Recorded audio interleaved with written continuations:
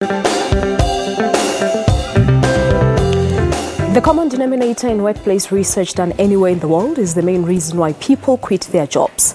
Global performance management consulting company Gallup says around 50% of employees leave their company to get away from their bosses. Today is Bosses Day, and people will either be celebrating their managers or be reminded of their unhappiness that they encounter in the office. But to tell us more about what makes a good boss, I'm joined in our studios in Johannesburg by Kerrin Badham. She is operation manager at Leading Training. Kerrin, good morning. Thank you so much for joining us in Morning Live. Thank you for having me. I think really the first question here is, what makes a good manager, a good supervisor, or a good boss? Well, I think, Pelesa, it comes down to being a good leader, and those traits are universal.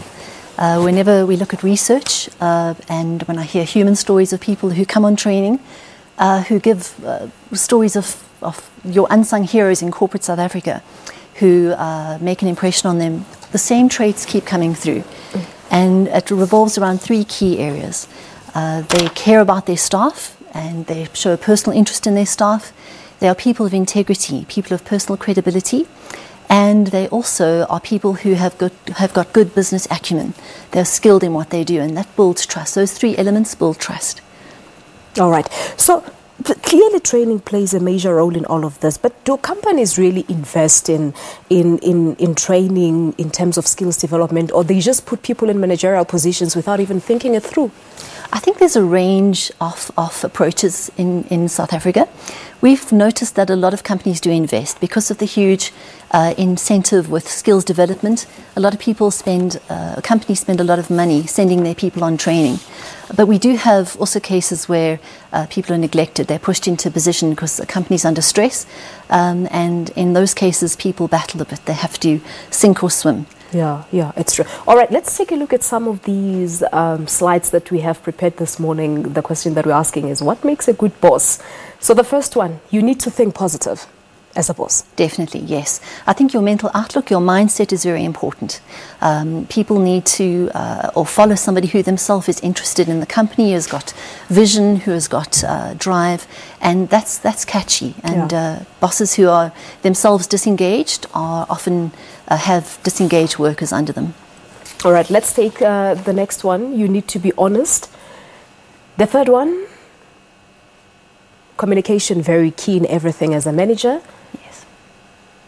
You need to align the team, most importantly. Mm-hmm. You need to give credit where it is due. Encourage growth. You need to praise where necessary. Mentorship, very important. You need to be fair in everything that you do. And you need to encourage great habits.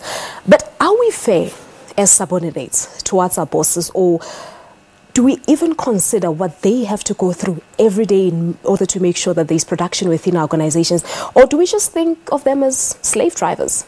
I think there's a range. Good managers and good leaders will really show that care towards their employees and have a lot of those qualities that are already shown in the slides. They will take a personal interest in their people, and therefore they'll be concerned about the work environment, and they'll want to make sure that not only are you meeting output, but you're caring about the people who deliver the output in a company. Those make good managers. Yeah, we just had a conversation with Leanne now about our executive producer saying that she's, one sweet person. Even when you're off sick, she would send an SMS or call just to find out if you're doing well. So that's a real manager. Definitely. Okay, definitely. all right. They care. That one to you, Shadow. Now, with the digital space growing, employees now also have to deal with their bosses on social media like this. WhatsApp groups that are created when you're sitting with your family, something comes up that you need to respond to. So is it really too much for employees?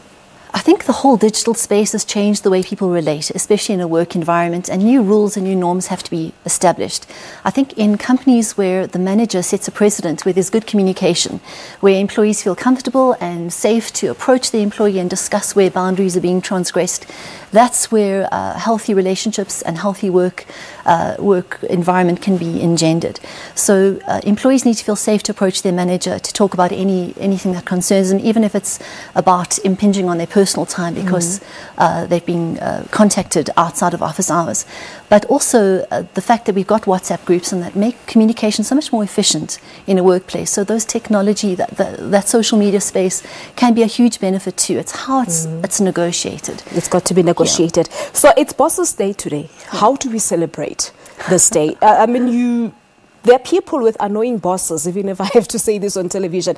What happens today? Do they go to their bosses and tell them, listen, I don't like 1, 2, 3, or is it just about celebrating the good ones today?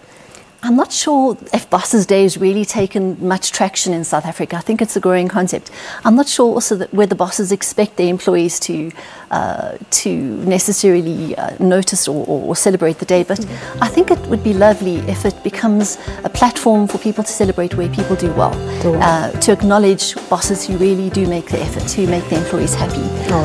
If we can raise the bar in South Africa to have management and workplaces where people are engaged and happy and productive, that would be great. Let's leave it at that for now, Kerrin. Thank you so much for talking to us, and happy Bosses' Day to all the bosses out there. Let's take a break here on Morning Live. Your news at 8 will follow.